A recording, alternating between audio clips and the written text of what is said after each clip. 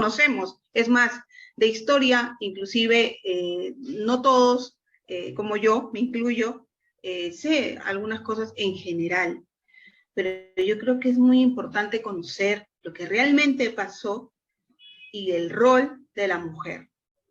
Eso nos sirve a nosotros ¿para qué? Para empoderarnos, para saber que nosotras podemos hacer muchas cosas, aún sabiendo que estamos pasando por situaciones quizás muy difíciles por nuestra misma coyuntura, acontecimiento. Permitámonos a nosotras mismas el conocer qué pasó antes y preparémonos para lo que ya viene en futuro. Sigámonos empoderando. Y quiero darle la bienvenida a alguien que es muy reconocida en el tema, que pertenece a la logia femenina, que también es parte del bicentenario también. Yo creo que eso nos vas a poder explicar más, Elena. Elena, ¿estás? Aquí estoy, muy buenas tardes. Sí, aquí estoy muy contenta, feliz de compartir con mi universidad, con mi alma mater y con mis compañeros un tema, como bien presentas, Jessica, de tanta importancia, ¿no? De tanta, además de, digamos que si miramos hacia el futuro, de tanta trascendencia, porque no puedes construir el futuro si no conoces el pasado, ¿no? Es como no puedes hacer tortas si no sabes que sabías hacer tortas. Tienes que saber cuáles son tus potencialidades, en este caso, genéticas natas de las mujeres de este lado del planeta, ¿no? Entonces, aquí estoy lista. En el momento que ustedes digan, podemos empezar. Elena, yo creo que ya estamos listas para escuchar. Estamos listas, nuevamente reconociendo lo que tú nos vas a poder brindar en nombre de la Dirección de Bienestar Universitario, de parte de la doctora Lupe Cáceres, que siempre nos ha impulsado a que todos tengamos conocimientos y nos permite también empoderarnos. Chicas, por favor, chicos también, los invito a que estén atentos a toda la información que nos va a proporcionar hoy Elena. Muchas gracias. Elena, empezamos. Gracias, muchas gracias. Tengo autorización para compartir pantalla, ¿cierto? Sí, claro, Sí, claro. sí, eso, perfecto. Solo un pequeño detalle que acabo de recordar que debo desactivar.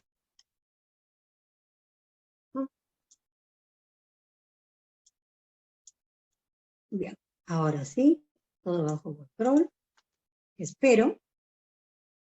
Y lo primero que quiero decirles a todos es que yo estoy muy especialmente agradecida con esta gentilísima oportunidad que me brinda nuestra universidad de compartir con todos ustedes estos retazos de historia que, como bien dijo Jessica al empezar, pues deben permitir que podamos tener más claro el panorama sobre la mesa de con qué cartas contamos para jugar el juego de la vida que nos plantea el reto de construir el futuro ahora. Y estamos en el año del bicentenario. Ciertamente, hace 200 años, pocos meses se habrían cumplido el momento cumbre en que se reconoce históricamente, se declara la independencia del Perú. Importante tener en cuenta que con el proceso de la independencia del Perú se decía la independencia de toda América. Entonces, la independencia peruana tiene una trascendencia mayor a únicamente los intereses de nuestro propio país. Pero no se termina en este año la celebración del bicentenario porque la independencia del Perú y de América, como todos ustedes recordarán, se sella en 1824, después de la batalla de... Yo me siento especialmente complacida de poder compartir este trabajo que como amante de la historia, amante de mi patria y enamorada de la posibilidad de construir el futuro. Vengo realizando desde hace muchos años y en particular a nombre de la muy respetable Gran Logia Femenina del Perú, debido a que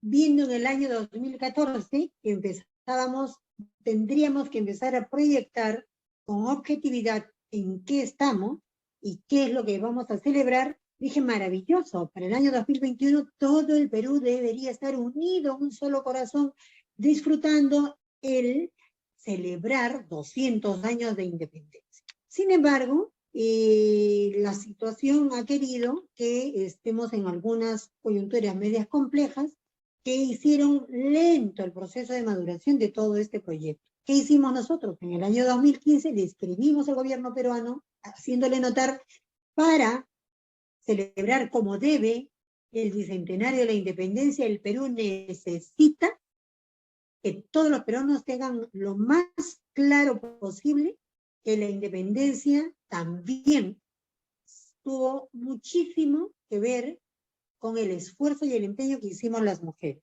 Y estuvimos detrás del gobierno y sus diferentes entidades año a año, haciéndole notar la importancia de esto, y logramos, con el favor de Dios, que efectivamente hoy en día, y ustedes habrán podido ver, son distintos los estamentos públicos y privados donde ahora se habla levemente, unos más, otros menos, acerca del papel que jugamos las mujeres.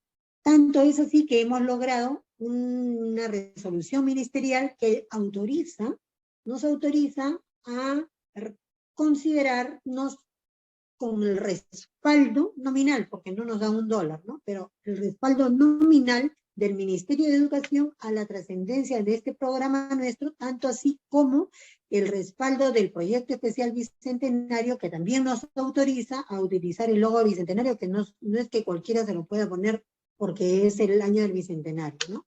Y entonces empezamos a caminar. ¿De qué se trata esto?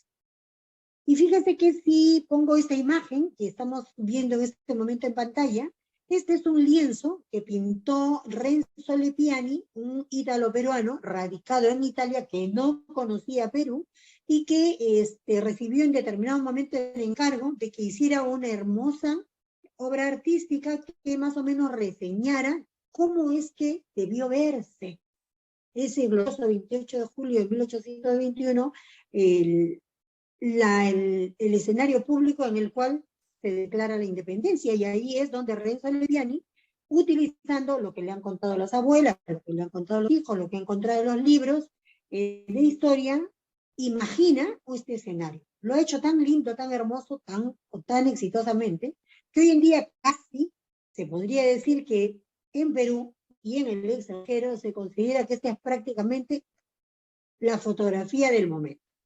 Y este lienzo refleja lo que la historia ha contado hasta hoy. ¿Qué cosa estamos viendo? Un mar de gente, casi anónima, casi expectando, quizás entre sorprendida y entusiasta, ¿qué tiene que decirles ese apuesto caballero tan elegantemente uniformado, extranjero, acompañado de otros militares, todos extranjeros, que viene a regalarle al Perú la gloria de la independencia? ¿Qué más vemos? Algunos personajes interesantes que lo acompañan como en un segundo plano. ¿Esto qué hace imaginar? Primero, que la independencia del Perú no fue un anhelo de los peruanos. Parecería ser que hubo alguna inspiración extranjera que pensó que era mejor para los peruanos venir a regalarnos la independencia. No vemos un solo peruano, aparentemente, en el estrado, en papel protagónico, hablándole al pueblo. Igualmente, es muy notoria la casi total ausencia de rostros femeninos. Miremos allí, a los pies de José de San Martín, ¿no? Cerca a la espada, acá de este acompañante de espaldas, este caballero, podemos notar el rostro hermoso, frágil, de una tapada limeña. Pero luego tenemos que aguzar mucho el ojo para tratar de encontrar cuántos otros rostros femeninos podemos ver aquí. Casi no hay. Entonces, nuevamente, este lienzo, como los que están en los libros de historia, ¿qué le dice al inconsciente del estudiante peruano, del padre peruano, del peruano de cualquier edad que lo mire? Que la independencia fue un logro de varón. Aparentemente, es la forma, o sea, por lo que vemos acá, esta sería lo que habría sucedido. No nos puede extrañar entonces que cuando hablamos de la independencia, lo primero que pensemos todos fue en José de San Martín, en Simón Bolívar, en Francisco de Miranda y en tantos otros maravillosos nombres de hombres que sin duda alguna jugaron un papel de muchísimo valor para que los peruanos lográsemos la independencia. Eso está fuera de discusión, todo nuestro cariño y respeto para ellos. Sin embargo, tenemos que ser conscientes que no fueron ellos los únicos que lucharon por la independencia del Perú. También hubieron muchos peruanos. Tenemos los próceres, entre los cuales vemos acá, por ejemplo, a Hipólito Unanue, a Toribio Rodríguez de Mendoza, a José Faustino Sánchez Carrión, en fin, ¿no? Entre tantos otros nombres, o entre los precursores de la independencia, y nuevamente tenemos una constante. Mayormente son varones. Acá tenemos, ¿no? A Francisco Miranda, a Mateo Pumacahua, a José Olaya, a Juan Santos Atahualpa, Tupac Amaru y, ay, yo no sé si esto ha sido con intención o por descuido, pero acá veo un rostro femenino, ¿no? Y nos hablan de Micaela Bastida. Entonces, la información que han registrado los libros de historia ha seguido afianzando el erróneo concepto de que han sido los hombres los únicos que han gestado la independencia y que han logrado la gloria de libertad que hoy día tenemos. Nosotros necesitamos que esto quede absolutamente claro. No es ajustado a la verdad ese mensaje olvidadizo de quienes escribieron la historia que hoy se conoce en los libros, incluso textos escolares y todos los espacios públicos posibles. Y por eso creo que es importante que todas nosotras acá presentes y ustedes, varones que nos acompañan, de la misma manera, que seamos conscientes de dos aspectos. Uno, las mujeres de este lado del planeta descendemos de una casta de mujeres poderosas del antiguo Perú. Mujeres que antes de la llegada de la hispanidad éramos gobernantas, cacicas.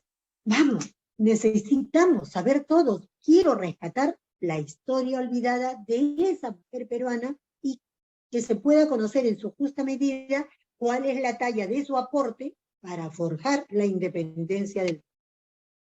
Y entonces quiero que sepan, los que no supieran, ojalá fuesen los menos, pero por si acaso, tenemos, por ejemplo, una de las más antiguas culturas del planeta, que proviene de esta zona del planeta, que en Caral, Lima, una civilización que habría florecido alrededor de los 2500 años antes de Cristo, y al decir que los hallazgos de las excavaciones arqueológicas que se han realizado en Caral, las mujeres habríamos sido el género dominante, el género gobernante. Y miren, observemos estas estatuillas, por ejemplo. Acá vemos diferentes mujeres, unas actuales caracterizando como debieron verse en aquella lejana antigüedad una mujer de Caral, pero al lado tenemos estas estatuillas, ¿no?, que se pueden notar, y veamos, voy a detenerme en la más pequeña que la tenemos aquí, en este espacio. Esta es una mujer, y no me dirán que miento. Miren ustedes el aplomo de esa serena altivez con que ella está bien paradita. Parece que no es muy alta, ¿no? Pero la grandeza de su porte de gobernanta, ¿se dan cuenta? Es una mujer aplomada, con la serena tranquilidad de quien sabe que su palabra es ley. No sé si ella sería una sacerdotisa, si sería una generala, si era la cacica. ¿Qué plano exactamente ocupaba ella? No sabemos, pero era una lideresa. Tanto es así que observen la estatuilla del varón que la acompaña. Mientras ella tiene su mirada perdida en el horizonte, como imaginando cuál será el resultado de sus últimas determinaciones, el varón respetuosamente la mira en actitud de decir, sí, señora, como usted dice, está como atento a seguir las órdenes que de ella van a emanar.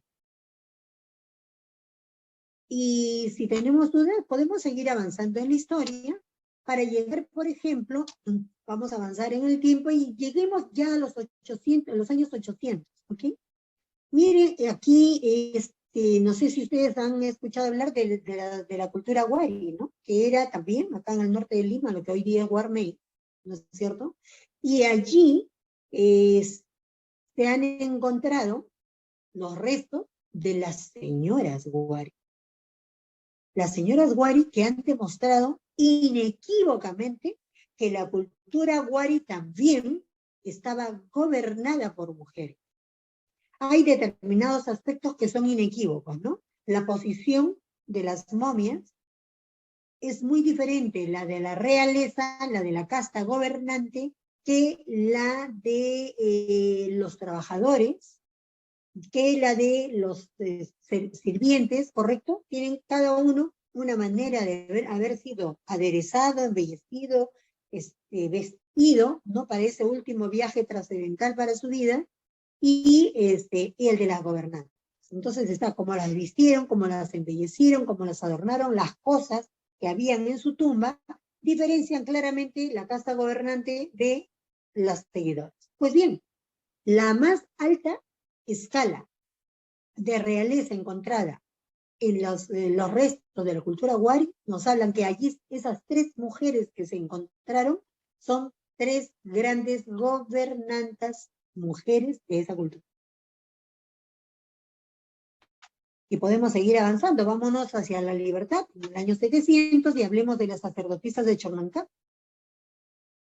Miren, en este caso está tan claramente conservada la belleza de los ornamentos de estas mujeres de Chonancá, en ambos casos, tanto en la anterior de las señoras Wari como en las de Chonancá, tenemos, tal como fueron encontradas sus momias, por un lado, y por otro lado, como se supone que habría lucido sus rostros, según trabajos de algunos laboratorios alemanes que han estado trabajando a partir de los rasgos que denotan sus cráneos, ¿no? Tratando de imaginar cómo lucíamos las mujeres de aquel tiempo, y sin duda alguna guapísimas todas.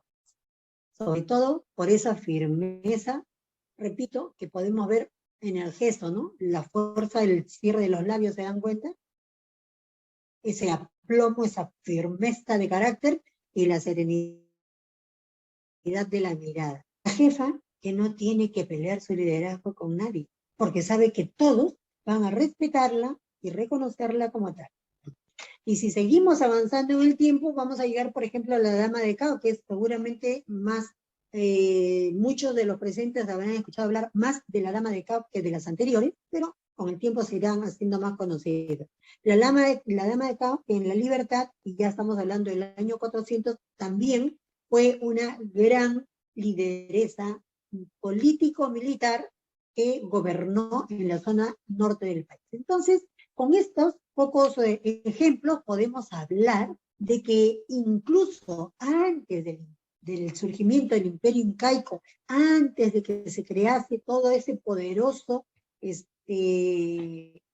imperio del Tahuantinsuyo, ya las mujeres de esta zona del planeta eran una casta, como lo dije antes, de cacicas, de sacerdotisas, de lideresas, de mujeres entonces que, igual que nosotras, tenían los genes del liderazgo, los genes de la conducción. Y eso quiere decir claridad de objetivos, firmeza de carácter, entereza para afrontar los retos de cualquier liderazgo para ir hacia adelante. Cuando viene el Imperio Incaico, que ya sabemos que floreció en Sudamérica, más o menos entre el siglo XV y XVI, a medida que va creciendo la civilización Cusco, ¿no? Que luego se convierte en la civilización incaica, a partir de un cacique cusqueño, con una gran visión de futuro, como fue Manco Cápac, ellos empieza a crecer esta civilización y llega a crecer tanto que llegó a ser digamos, el imperio más poderoso de América, ¿no es cierto? Manco Cápac, ¿cómo es que él logró pasar de ser un solo cacicazgo cusqueño a ir sembrando las bases de lo que en el transcurrir del tiempo llegó a ser el poderoso imperio del Tahuantinsuyo? Primero, con gran visión de futuro. Claro, se ve que Manco Cápac fue muy bien criado por una madre que posiblemente tenía de lideresa, por experiencia, por genes y por ejemplos y referencias del entorno, muy claro que lo más importante para crecer son las leyes, ¿no? Un buen marco legal. Manco Cápac pues, se distinguió de los caciques antecesores porque él dio leyes muy humanas y muy sabias. Era muy estricto, no perdonaba flaquezas, tanto es así que condenaba con la pena de muerte el homicidio, el hurto y, lo siento por los caballeros presentes, si hay algunos, que no los puedo ver en este momento, yo veo mi pantalla, el adulterio. Manco Cápac, como repito, dio leyes muy estrictas, así como fue estricto en lo que era castigar lo que más afectara a la columna vertebral de valores de lo que podría ser, y que de hecho llegó a ser el imperio, el gran gobierno que él quería hacer, en contraposición también tenía leyes muy humanas de consideración, de solidaridad, de cooperación, ¿correcto? Entonces, él, ¿qué empezó a hacer? A expandir su territorio, primero, dotando de caminos que permitieran interconectar unos pueblos con otros para que floreciese el comercio, para que floreciese el intercambio cultural de especies, ¿no? Y que permitiera entonces que ningún pueblo anexado a su cacicazgo se sintiera disminuido, que se sintiera dominado, se sintiera en desventaja, ¿no? Por el contrario, él iba dándoles oportunidades de crecimiento y de ventaja. Ese modelo de conducción de Manco Cápac fue muy exitoso y así, poco a poco, durante varias generaciones de gobernantes, fue expandiéndose el gobierno de esta cultura cusqueña.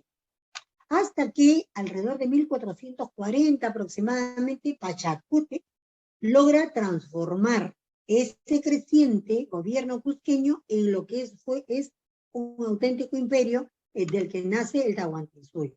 Pachacútec fue el legítimo sucesor de su padre, el Inca Huiracocha. No me voy a extender ahora en detalles de cómo es que es Pachacútec el que se hace, digamos, del trono, siendo que no era el hijo mayor, porque eso amerita otra charla otro día. Ahora estamos conociendo el entorno para comprender lo que hemos hecho las mujeres.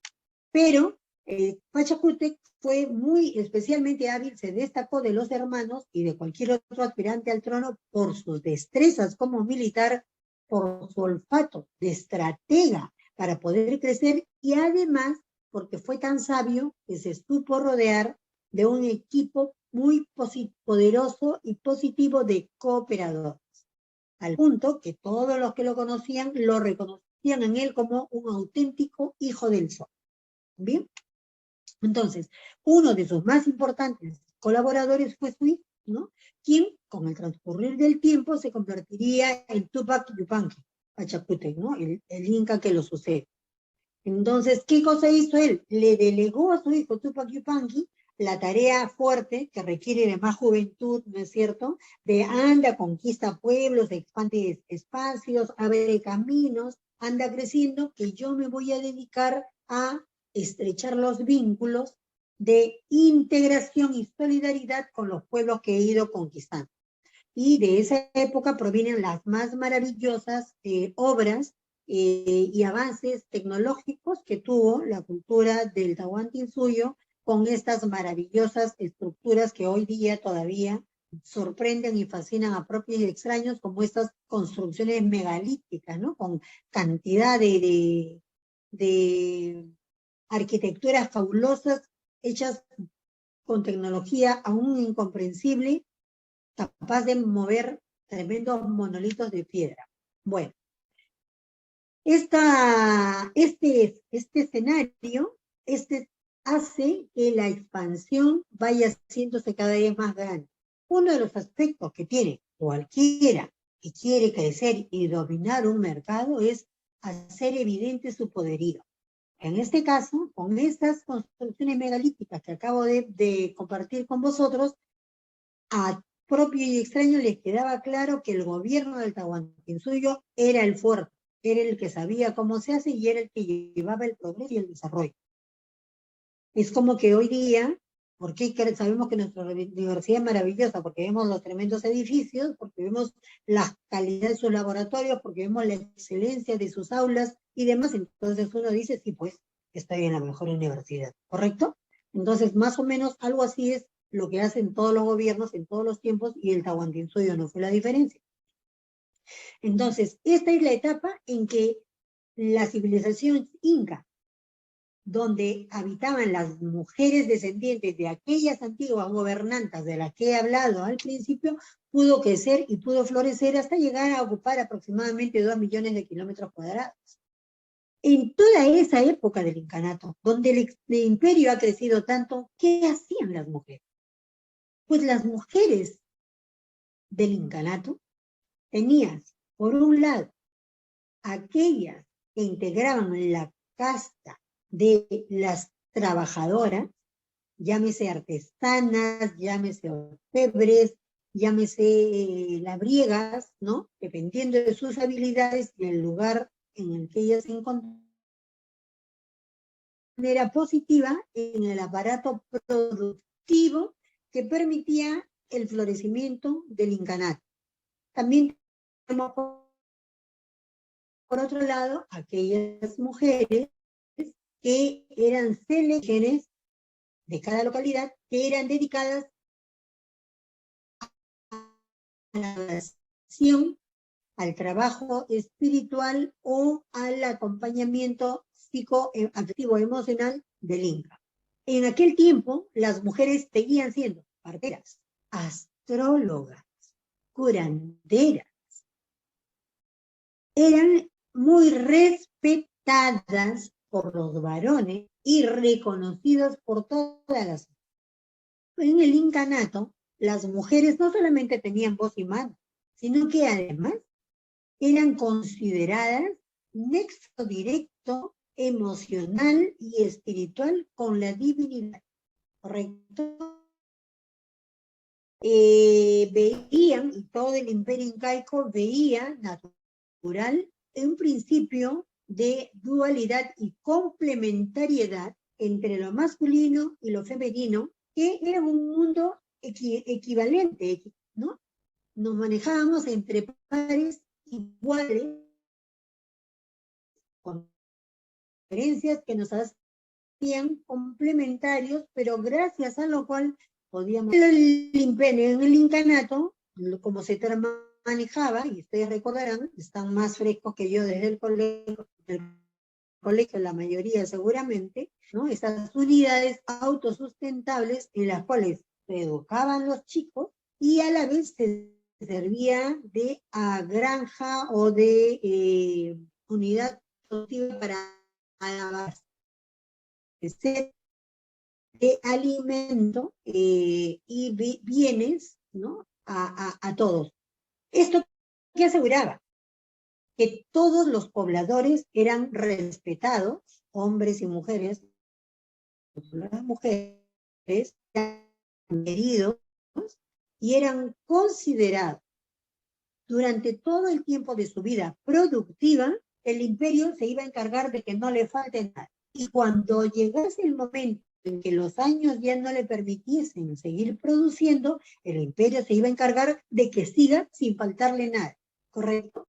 Cada año era capaz de autosostenerse, pero si hubiese la más mínima amenaza de desastre, inmediatamente el imperio acudía en su respaldo para asegurar la supervivencia de cada una de sus poblaciones. ¿Qué hay hasta allí? En el suyo habían una moral inca clara, fuerte, poderosa.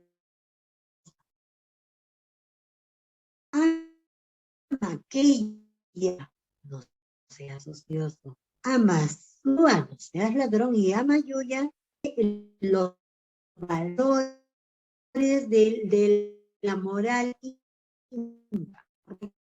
Esto era fundamental. Pero, además, ¿cuáles eran los valores socialmente aceptados más importantes de esta cultura inca? Pues nuevamente vamos a hablar de Chay, el saber. Ya hay el trabajo y Munay, el amor. Esto es, entre tanto, en la civilización inca y en consecuencia en esta extensión gigantesca de la historia americana que se desarrollaba bajo su influjo, protección y poder, lo que había era amor por el aprendizaje, por el saber, amor por lo dignificante del trabajo, amor por tu prójimo tanto como por ti mismo y por el señor Inca, tu señor. Y siempre lo tenías que hacer dentro de esos cánones de no seas ocioso, no seas mentiroso y menos aún no seas ladrón. Este era el mundo americano que florecía y crecía cuando, desafortunadamente, por razones que quiero estar investigando para identificar exactamente qué es lo que sucede cuando entre 1529 y 1532 viene la guerra civil entre Huáscar y Atahualpa. Ya sabemos que desafortunadamente acá se olvidaron de lo aprendido, y por la aspiración del poder, Atahualpa reta a Huáscar, pretendiendo él, como hijo de la concubina norteña del Inca Huayna Cápac, tener más derecho que el primogénito Huáscar al trono sucesor de su padre, lo que hace que se enfrenten en una lucha fratricida que lo único que trajo fue debilitamiento de nuestra realidad. Aquí llegan los españoles. Este es el entorno, este es el momento emocional, psicológico, cultural, conceptual en que vivíamos los peruanos cuando llegan los españoles. Y cuando ellos llegan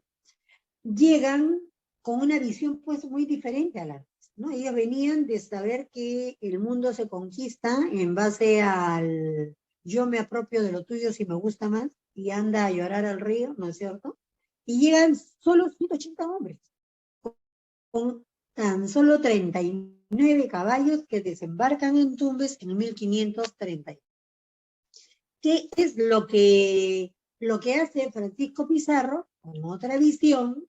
Porque él no estaba metido en el pleito interno de la lucha fratricida que ciega a los hermanos y debilita en consecuencia al gobierno.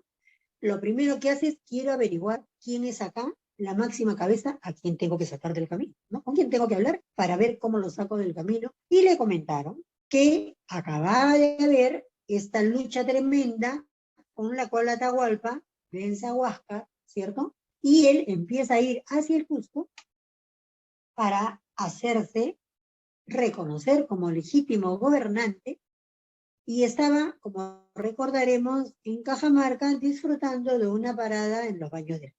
Entonces, él se dirige directamente a Cajamarca para hablar con él. ¿Y qué se encuentra? Un Atahualpa lleno de soberbia. Se siente vencedor. Ha sacado del camino al hermano. ¿Qué me han dicho? ¿Que quién quiere hablar conmigo? Unos cuantos tipos pálidos, medio raros, de barba, de pelos largos en la cara. ¿Qué pase? Gravísimo error. Nunca puedes darle cita al primero que te venga a tocar puertas sin antes averiguar quién es, de dónde viene y qué es lo que quiere.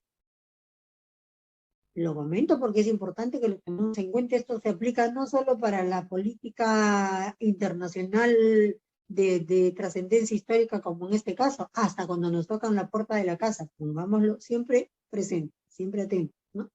Entonces, Atahualpa, ensoberbecido por el triunfo que había tenido, le da audiencia y le permite llegar. ¿Cómo lo encuentra Pizarro? Pues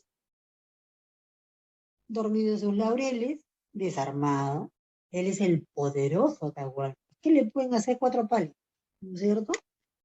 Sin embargo, esa fue justamente la oportunidad pintada de oro para que los españoles, no bien llegaran ante él, pudieran arrasar con sus huestes, que no estaban preparadas para una lucha, con el público, que lo último que iba a esperar es que alguien viniera a atacarlos y que terminan haciéndolo prisionero a él, ¿no es cierto? Él estaba lleno de soberbia, pero no preparado ni psíquica ni emocionalmente para hacerle frente a una afrenta, ¿correcto?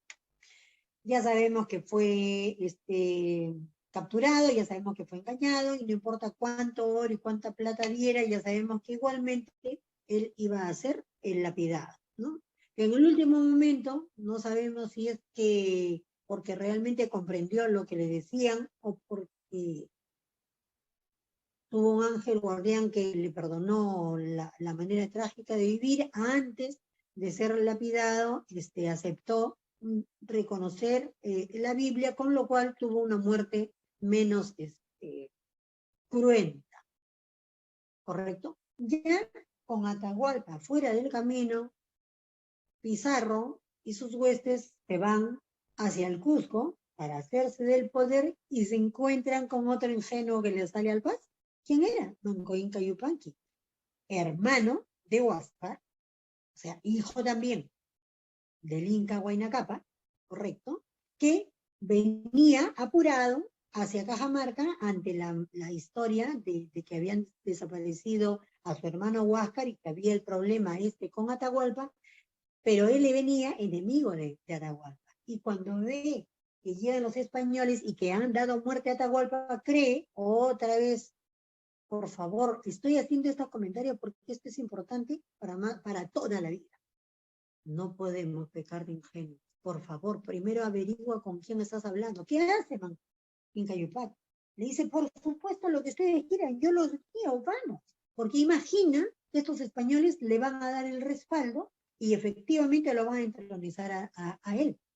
Es lo que le hacen creer. Él dice, sí, yo soy el Inca, por supuesto, vamos, tú eres el Inca, claro que sí, vamos hacia allá, enséñanos el camino. Y allí es donde empieza realmente la lucha por la independencia, por liberarnos de los españoles.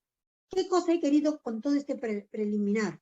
Primero, que sepamos la casta que tenemos genéticamente. Segundo, que comprendamos la gravedad de errores que cometieron nuestros hermanos allá en aquellos tiempos, ¿no? Nuestros antepasados, y que además descubramos cómo es que el proceso de liberarnos del dominio español empieza casi desde que ellos llegan y no es producto de la iluminada intención de algunos ejércitos argentinos, chilenos y venezolanos que vienen a darnos la libertad.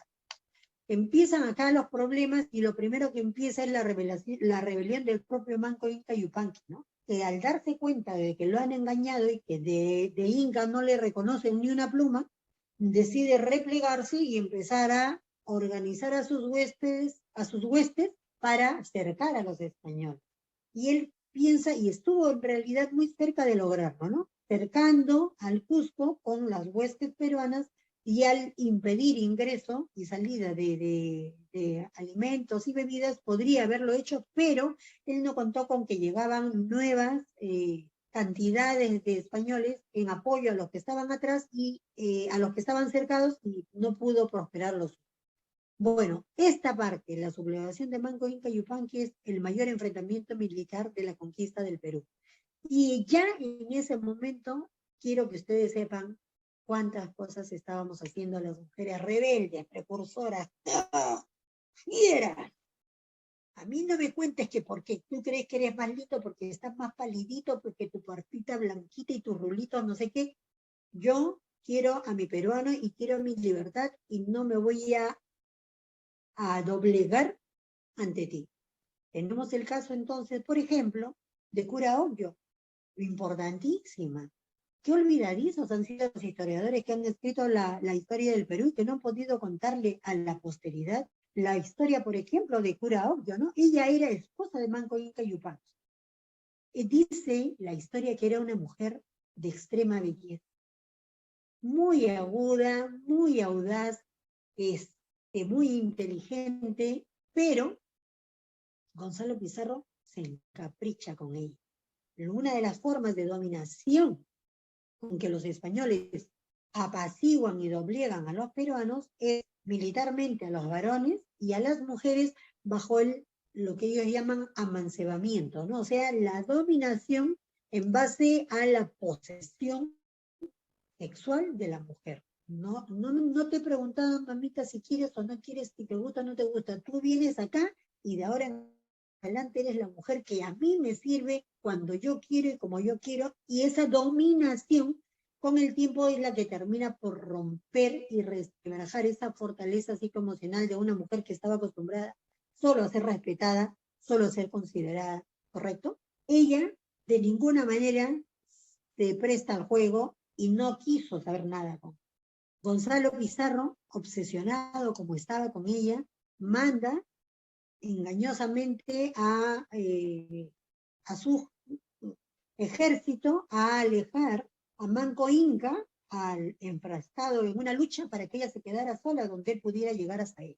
Efectivamente, ella es hecha prisionera por los españoles, que la llevaban entonces con una soga al cuello, talándola, ¿no? Siguiendo a un caballo, a un jinete, que la llevaba hacia Gonzalo Pizarro. Era tanta la rabia de Cura Obvio, que en este primer tiempo había estado organizando a las mujeres y a los generales, los capitanes, ¿no? de las huestes de su marido, para que hicieran fuerza, para que no se dejaran doblegar, para que encontraran dónde estaba la ventana de oportunidad que tenían para vencer a los españoles, que al ver que ella era ya doblegada y decidida a no permitir que Gonzalo Pizarro se saliera con su gusto, en el camino dicen que iba recogiendo el excremento de los caballos y se lo frotaba íntegramente para que así Gonzalo Pizarro no le vaya a poner una mano encima, y efectivamente así sucede.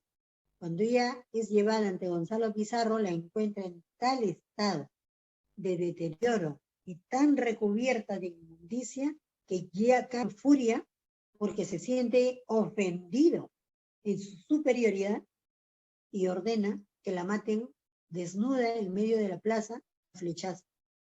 Su cuerpo es colocado en una lancha en medio del río Vincanota para que se la lleve a ver si llega ante los ojos del marido y que sepa que con él no se fue. Y contemporánea con ella tenemos la historia, por ejemplo, de Mama Azarpay, ¿no? Mama Azarpay era su cuñada, digamos, ¿no? Ella era hija de Huayna Cápac. Ella era tan jovencita, tenía 14 años cuando ellos llegan. Dicen que era tan hermosa, ya sin los hermanos que la protegían, sin el padre que la protegiese, y con toda la sociedad enfrascada en la lucha por deshacerse de esta dominación española para la cual no estaban preparados y que los cogió tan de sorpresa, no tuvo quien pudiera protegerla a él. Sufrió violaciones y vejaciones una tras otra. Ojalá fuese solo de los jefes españoles, no, del que quiso. Hasta que finalmente fue tomada como mujer por el propio Francisco Pizarro, que se la lleva a vivir allá con él, perdón, se la lleva a vivir allá, y no es ella sino su hermana la que había sido tomada como mujer por Francisco Pizarro. ¿Qué hace Mama Azarpay?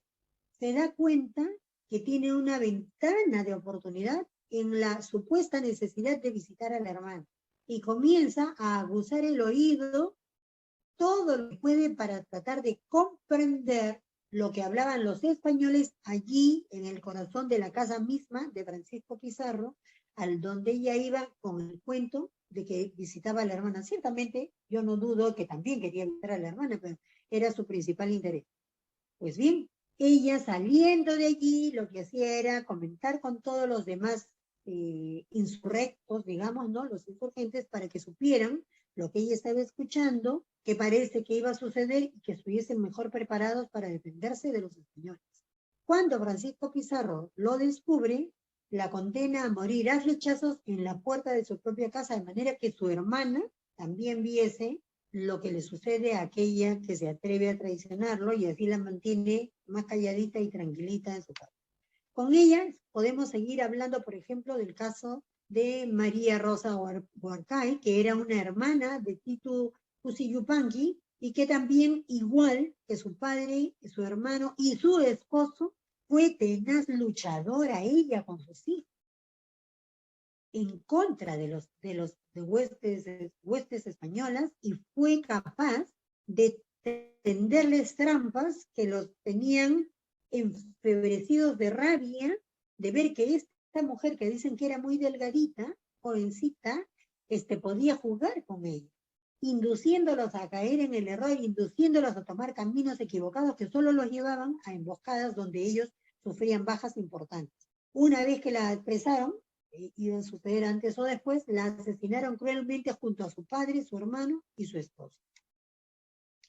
Vamos a correr en el tiempo porque el tiempo se nos va y lleguemos a 1742 ya, cuando Juan Santos Atahualpa se levanta también en contra de los españoles y lo que él hace es llevarse a todos los hombres jóvenes hacia el sur, donde en la ceja de selva comienza a armar sus huestes en la sublevación. En estos años, la mujer peruana, esa de la que yo hablé al principio, ya prácticamente no existía porque ya no hubieron ni madres ni abuelas que vivieran en el mismo contexto de respeto, veneración, consideración, donde todo era equidad. Ya se han implantado por la fuerza y la razón, a su manera, las costumbres marianas que traían los españoles. La mujer ha sido recluida a vivir únicamente o en el convento o al frente de su hogar, dedicada a cuidar de su familia. No había otra posibilidad de realización para la mujer. Lo mismo ha sucedido con los trabajadores peruanos. Dejaron de existir los ayllus, ahora se han convertido en sirvientes del poderío español. ¿Y eso qué hace? Que empiezan a aparecer los primeros menesterosos, ¿no? Hacen que empiezan a aparecer los primeros mendigos, porque allí al imperio no le interesa ni que se mantengan sanos y fuertes los trabajadores de las minas, por ejemplo. Me sirves mientras produces. Si ya no produces, vaya usted para afuera y que me traigan a otro. Entonces, ni les pagaban bien, ni los alimentaban bien, ni les aseguraban cuidados cuando más allá de la edad productiva estaban fuera del trabajo de la mina o del campo o por vejez. ¿Correcto? Ellos salen y salen de ese concepto que había de solidaridad, de fraternidad que habían tenido los peruanos y empiezan a conocerse lo que es la tristeza del mal vivir. ¿Qué ha sucedido a pesar de esto? Que no todas las mujeres peruanas se han allanado a esa dominación. Y tenemos casos como el de Ana de Tarma, que a mí me encanta. Y yo creo que cuando les cuente a ustedes también les va a encantar. Ana de Tarma era muy jovencita y ya estaba claro que los españoles solamente venían arrasando y destruyendo dignidades, criterios, orgullos, creencias en mujeres, en niños y en ancianos. Todos los hombres de su localidad, que sería lo que hoy es Tarma, ¿correcto?, habían sido seducidos por el llamado de Juan Santos Atahualpa y no estaban en la población. En su poblado han quedado 54 mujeres al cuidado de los ancianos y los niños. Como ella no estaba dispuesta a que a ellas también vinieran a violentarlas, a quererlas amancebar, a quererlas doblegar, decide que no importa que nadie le haya enseñado cómo se usa un arma de fuego. Lo que importa es que estén decididas las mujeres a no dejarse dominar. Vence a las otras mujeres que están con ella y se da cuenta que para llegar hacia ellas, las huestes que vinieran del Callao y Lima, ¿no? Avanzando hacia allá, tenían que pasar por un desfiladero. De modo que, así fueran 5.000 o 10.000, necesariamente iban a tener que replegarse en pequeñas hileras de 2 o 3 hombres para pasar por el desfiladero hacia donde nuevamente tuvieran un campo abierto. Pues allí en las alturas se instalan estas 54 mujeres, con su poco o nada preparación del manejo de armas de fuego, pero con la ventaja de la ubicación, y dice la historia oculta, que me ha costado Dios y su ayuda encontrar, con tanto éxito, que durante más de 5 años fueron capaces de impedir que las huestes realistas pudieran pasar por allí para arrasar primero con ellas y para perseguir a la gente de Juan Santos Atahualpa. Fíjense cómo fue de exitosa la gestión de Ana de Tarma, que en España el rey pensó, este virrey que he puesto en el Perú es un inútil, es imposible, porque recuerden que en España consideran que las mujeres éramos más o menos minusválidas, que solo podíamos saber rezar y cuidar hijos, ¿cierto? Entonces es imposible que unas pocas mujeres no puedan con todo un ejército y un virrey. Me he equivocado del virrey, así que decide llevarse al virrey. Y se lleva al rey Silvestre de Salamanca y lo sustituye porque luego fue conocido como el conde de Superunda, ¿no? El virrey José Antonio Manso de Velasco y Sánchez de Samaniego. Bueno, gran decepción cuando él tampoco pudo con ella. Tanto es así que no hay registro de que Ana de Tarma haya sido hecha prisionera. En aquel mismo tiempo, ya la mujer está más llena de rabia, más llena de coraje, más llena de ganas y de determinación, y ahí es donde salen mujeres como María Gregoria, que prefirió 1000 veces que le corten la lengua, que la martiricen antes de traicionar a los peruanos que estaban complotando en contra del gobierno de la corona española.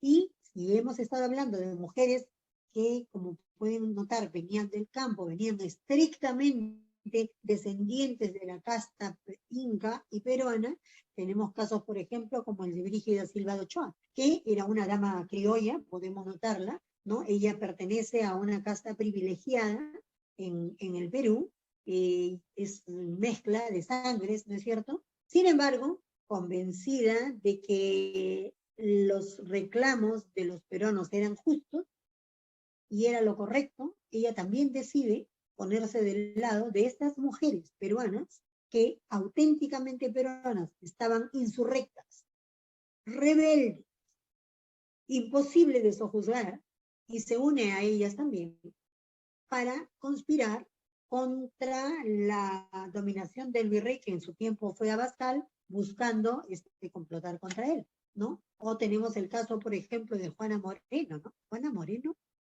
esta es una mujer pero espectacular, cómo me hubiese gustado conocerla. Dicen que ella fuera tan fiera, que se plantaba en ton español y no le quitaba la mirada tan fija hasta que lo hiciera bajar la mirada al soldado español.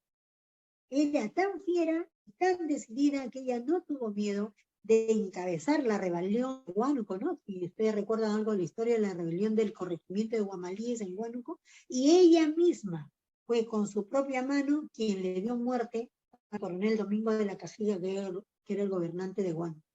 Fue lamentablemente posteriormente hecha prisionera y murió en la cárcel de Lima, pero miren qué coraje, miren qué ejemplo de mujeres. Miren cómo es posible que este tipo de mujeres no estén inscritas con nombres de oro en los libros de historia del Perú.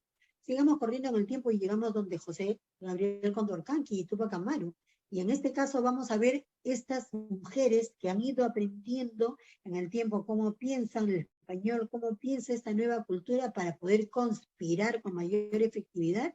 Y tenemos acá casos importantísimos como el de Cecilia Tupac Amaru, por ejemplo, ¿no? Ella, luego les voy a explicar cómo es que ella es desterrada a México. Ella, como tantas otras, es una de esas mujeres que no necesita tener al esposo al lado que le diga, tranquila hijita, no te preocupes que yo te protejo, ponte detrás mío. No, ella era de esta casta de mujeres guerreras que dice que tú no vas a ir al marido, al hermano, al padre, que tú no vas a ir, dame, acá esa te voy a enseñar cómo se hace, y sale ella al frente. Y no les tiene miedo, y es rebelde, es lisa, es atrevida, es retadora, y va a buscarlos con tanto entusiasmo, con tanta fuerza, que despertaban, enfebrecían, encendían la llama de rebeldía, las ganas de luchar de las huestes peruanas, y se iban con todo hacia adelante. Ellas iban adelante en primera fila contra los españoles sin temor. Ella tuvo muchos éxitos militares hasta que en algún momento fue apresada. Hablemos muy rápidamente de Tomasa Tito Condemaita. Yo voy a empezar a correr porque creo que me he extendido mucho y ahorita me cuentan que ya se nos acabó el tiempo.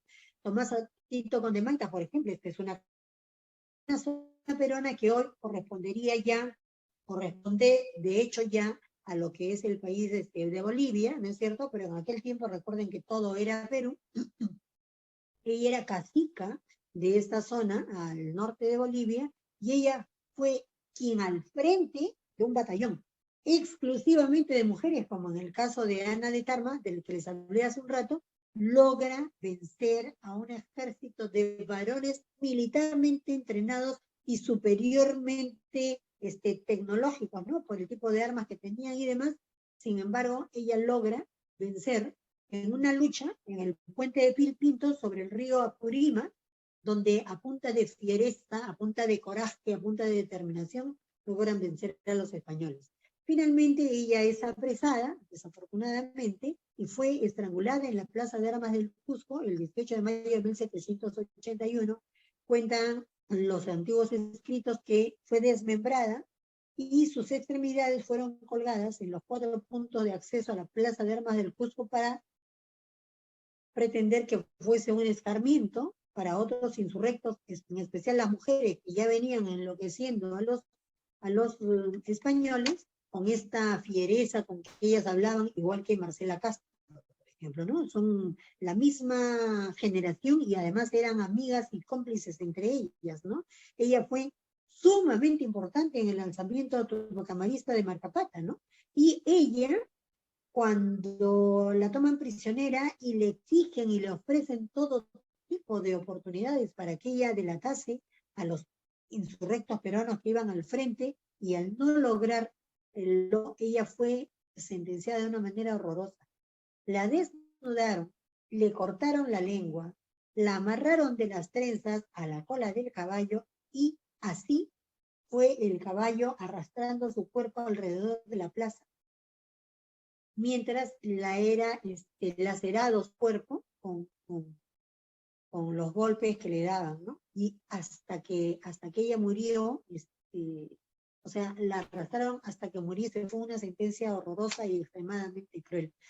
De Micaela Bastidas sí cuenta algo la historia, ¿no es cierto? A ella le decían la Zamba, porque era hija tanto de un español, pero que venía descendiente de un cruce, ¿no? Con africanos, y de una india neta, peruana. Bueno, hoy día ya sabemos que no se dice, una nativa peruana, Josefa Puyucao.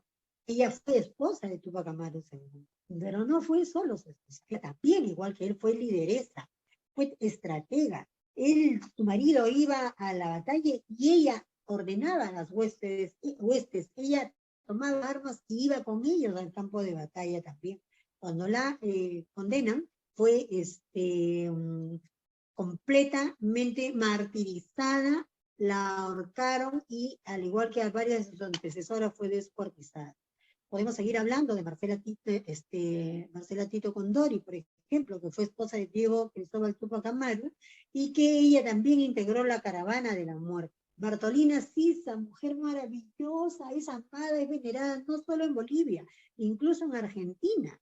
Otra de estas mujeres, una guerrera aymara, imagínense, dicen, se habla mucho de la fiereza de los aymaras, ¿no? Se supone que yo también tengo de sangre aymara, así que mucho cuidado, a lo mejor pónganse de lejos.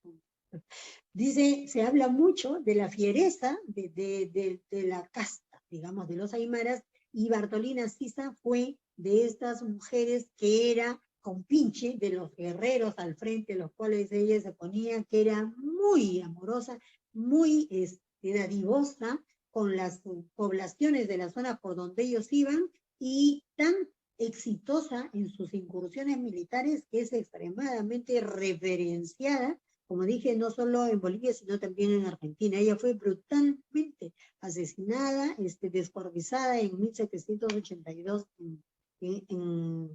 en Bolivia, ¿no? En su zona, casi conjuntamente con la misma época de Gregoria Pazza, ¿no? Era cuñada de Bartolina Sisa, y también fue sumamente importante en esta conspiración de estas mujeres guerreras que no se dejaron vencer nunca, nunca jamás.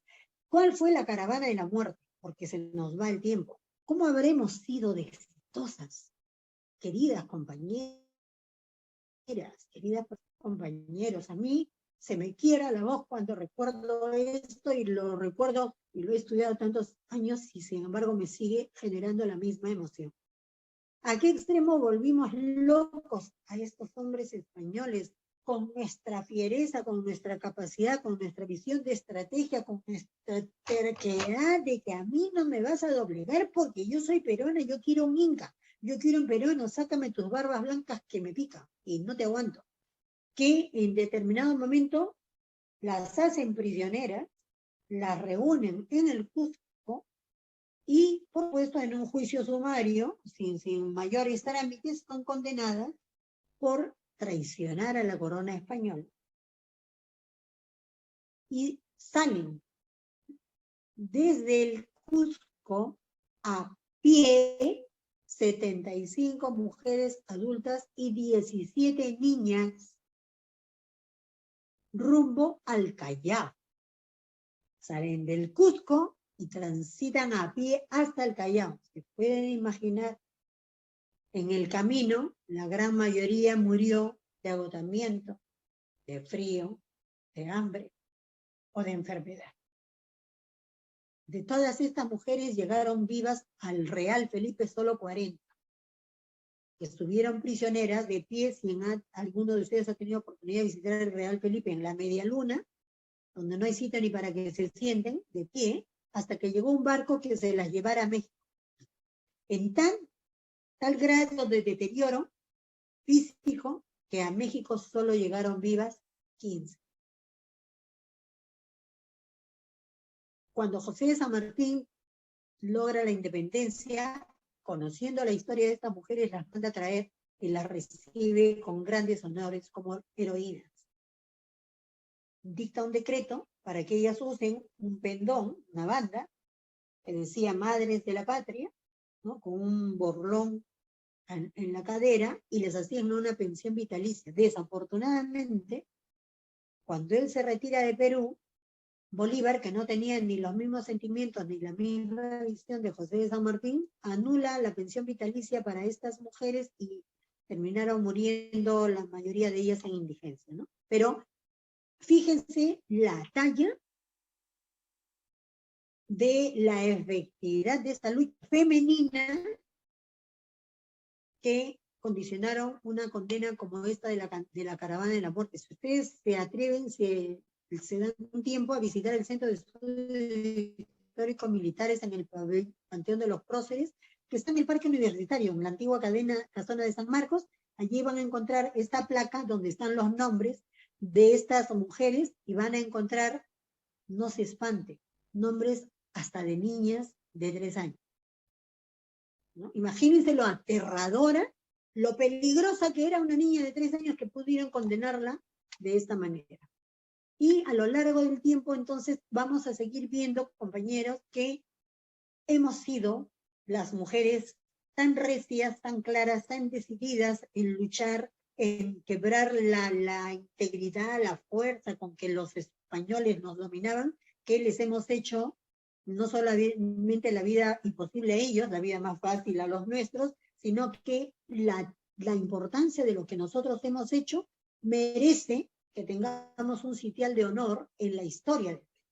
Porque historias como Juana Camejo era una mujer adinerada, pero estaba tan convencida del valor de la lucha y la entrega de las mujeres que le antecedían, de las cuales ya les he hablado, y no de todos los nombres que tengo, muchísimas más, solo algunas más antes, ¿no? Porque el tiempo no nos da para hablar de todas, que ella decidió entregar sus haciendas, sus joyas, sus bienes, todo para que pudieran abastecerse, habituallarse los ejércitos patrióticos y pudieran salir hacia adelante, ¿no?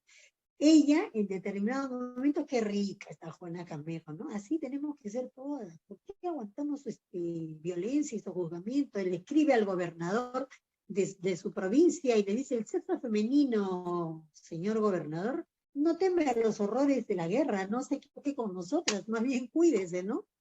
Tenemos el caso de Ventura Calamaki, por ejemplo, ¿no? Que hecho a ella, que protagonizó un acto histórico de patriotismo espectacular, cuando ella logra apoyar a las huestes patrióticas, abriendo camino a la corriente libertadora que ya venía por los Andes peruanos.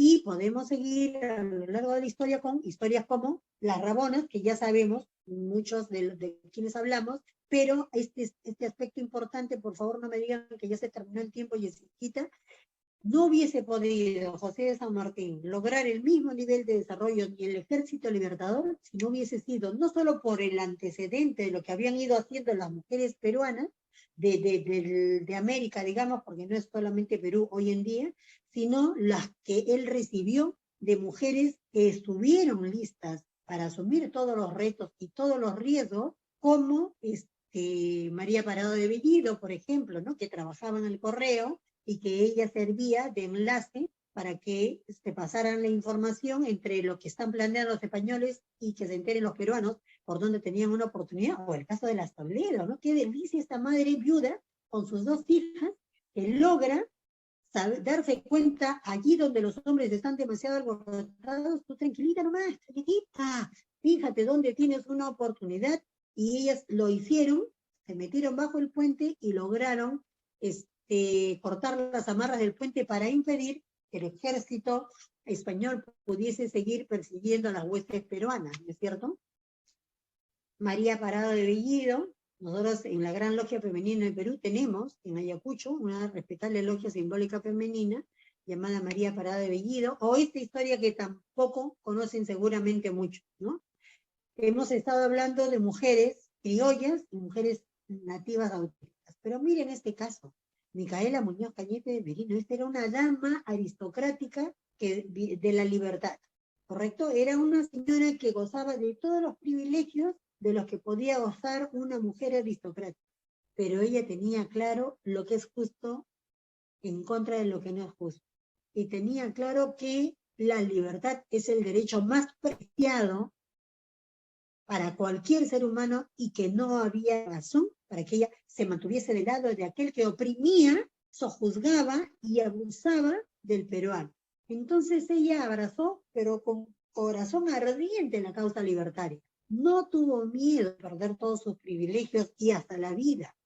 Cuando se enteró que llegó José de San Martín, cedió su casa para que sea el cuartel general del Ejército Libertador allá en el Departamento de la Libertad, y fue además la que encabezó el bordado de la primera bandera que ondeó en el Perú un 29 de diciembre de 1820, cuando José de San Martín en la libertad declara la independencia. Ella bordó exactamente la bandera tal como la había soñado José de San Martín.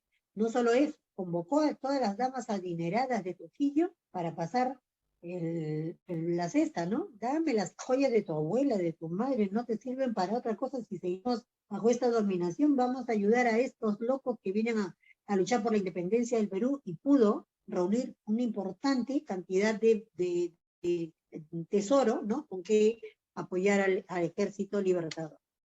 Nosotras también tenemos en Trujillo una logia masónica femenina llamada Micaela Muñoz Cañete de Merino, justamente por eso.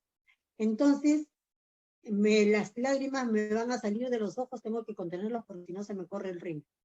La Declaración de la Independencia no tiene por qué estar en blanco y negro, no tiene por qué ser así. Necesitamos tener más claro que tenemos que hacer cosas de aquí en adelante para que todo lo que lucharon estas mujeres y los hombres que las han acompañado, no han estado solo ellas, estamos claras en eso, permita que remontemos estas taras mentales que no permiten que hoy en día los peruanos estemos donde debemos estar.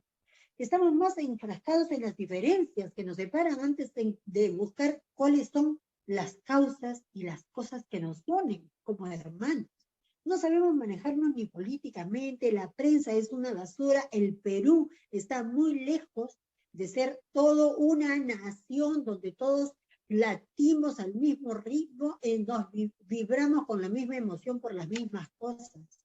Yo siempre digo que lo que el más grave problema que tiene el Perú es un problema no de política, no de economía, sino un problema de amor al Perú.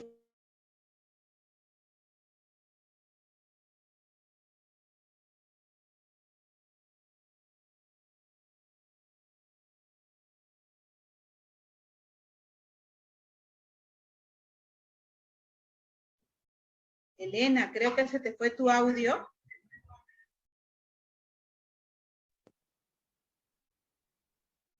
En que se conozca si por nuestras venas corre alguna gota de sangre extranjera, ¿no?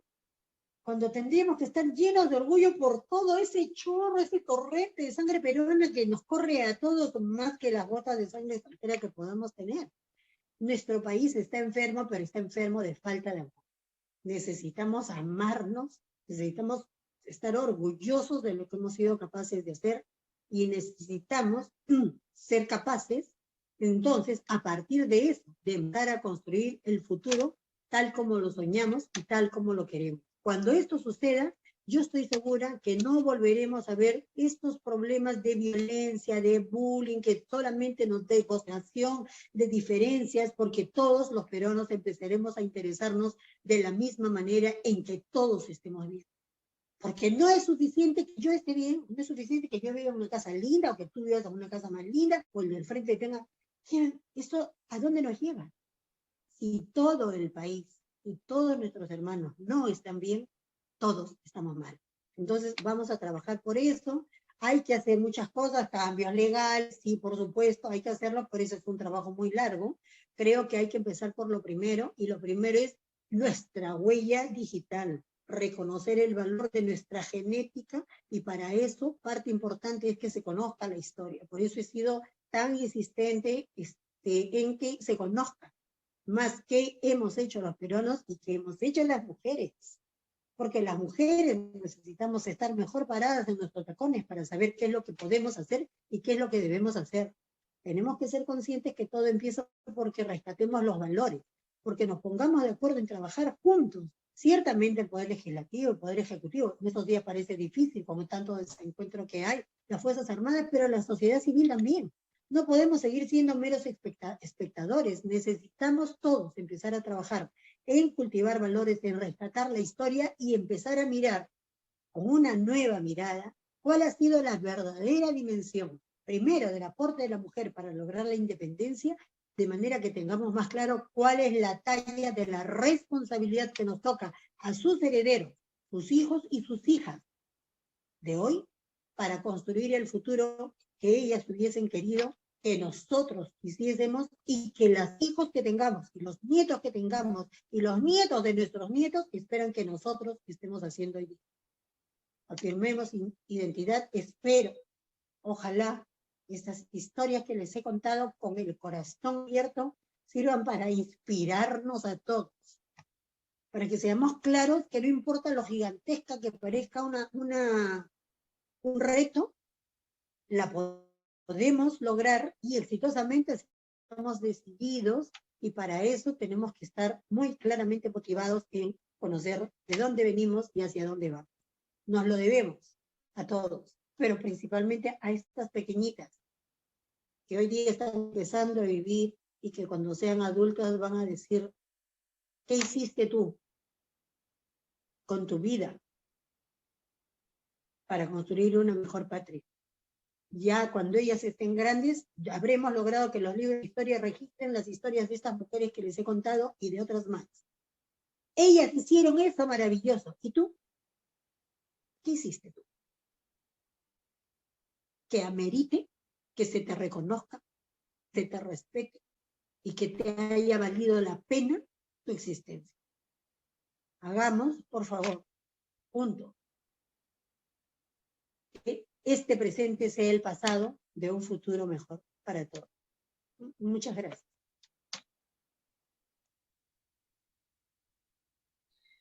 Elena, quiero agradecerte por esta ponencia tan hermosa. Nos has aclarado muchas cosas y yo creo que después de escucharte, lo único que me queda claro es que a nuestros hijos, no digo hijas nomás, sino a nuestros hijos, tenemos que inculcarle valores, pero sobre todo el amar a nuestro Perú, el querer a nuestro Perú para poder crecer y no trabajar solo nosotros, sino mientras más unidos estemos, vamos a poder lograr más cosas. Eso lo tenemos que grabar, creo que en nuestra memoria. Y repliquemos lo que Elena nos ha contado el día de hoy. Nos ha contado cosas muy interesantes, pero no solo interesantes, sino que recordemos y hagamos memoria de todo lo que realizaron nuestras mujeres para lograr la independencia. Ese sacrificio que hicieron para poder lograr paso a paso lo que tenemos ahora. Yo creo que este bicentenario nos da una muy buena lección, que tenemos una Elena para el rato. Gracias por enseñarnos, mostrarnos y dedicarte tanto a esto, a la logia, que es a la que perteneces y la que prácticamente te ha empoderado más. Yo creo que muy al margen de eso, nosotros tenemos que tener claro hacia dónde queremos ir. Gracias, Elena. A nombre de la Dirección de Bienestar Universitario, la doctora Lupe Cáceres te hace entrega de esta constancia por tu participación y por este aporte a la mujer para lograr la independencia, este tema tan hermoso que nos ha hecho tomar conciencia.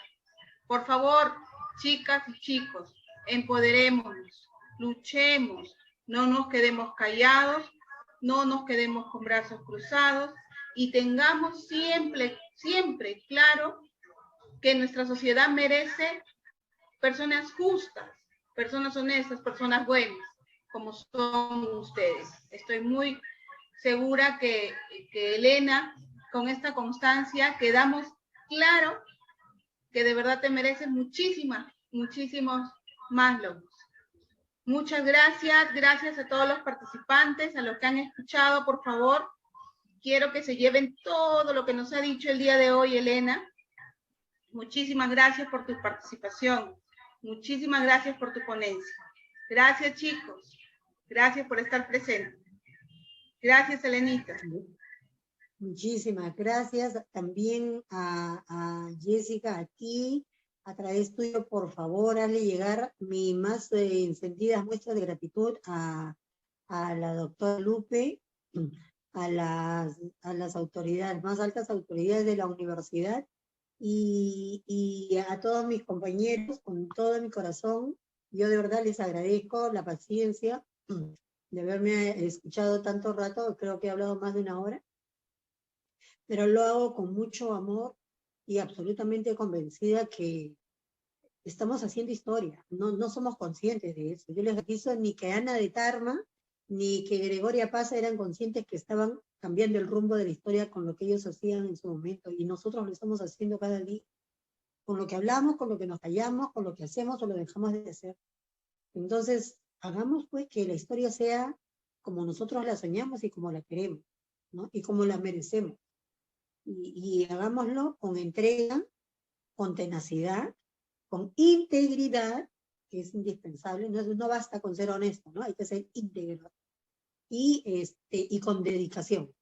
Un abrazo para todos, muchísimas gracias y hasta cualquier otro momento. Listo, muchísimas gracias.